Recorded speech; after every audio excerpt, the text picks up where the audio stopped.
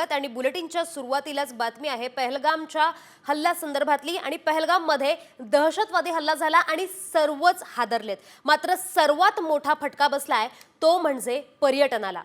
पहलगाम मधल्या हल्ल्याला आता 5 दिवस पूर्ण झालेत। पहलगाम मध्ये झालेल्या या हल्ल्यानंतर आज रविवारची सकाळ काश्मीरमध्ये कशी झाली आहे ते आता आम्ही तुम्हाला दाखवणार आहोत। रविवारी पर्यटकांनी गजबजलेल्या काश्मीरमध्ये आज तुरळक गर्दी दिसतेय। हल्ल्याच्या घटनेला 5 दिवस झाले तरी अद्यापही लोकांच्या मनात भीती कायम आहे। तर पहलगाम मध्ये सध्या पर्यटनाची स्थिती काय आहे याबाबत आम्ही एक्सक्लुझिव्ह आढावा घेतलाय। आमच्या प्रतिनिधी वैदेही काणेकर यांनी पाहूयात।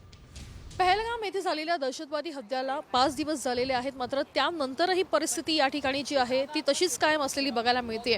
कारण तुरळक असे पर्यटक या ठिकाणी दाखल झालेले बघायला मिळतात। आपण बघतोय की अतिशय कमी पर्यटक जे आहेत ते या परिसरामध्ये सध्या दाखल झालेले आहेत। आणि आपण बघतोय की ज्या ठिकाणी पर्यटक आहेत त्या ठिकाणी काही विक्रेते देखील आता बघायला मिळत आहेत। कारण प्रत्येकाचं खातावर पोट असतं आणि दहशतवादी हल्ला झाल्यानंतर या ठिकाणी खरं तर अनेकांच्या पोटापाण्याचा प्रश्न देखील उपस्थित झालेला आहे।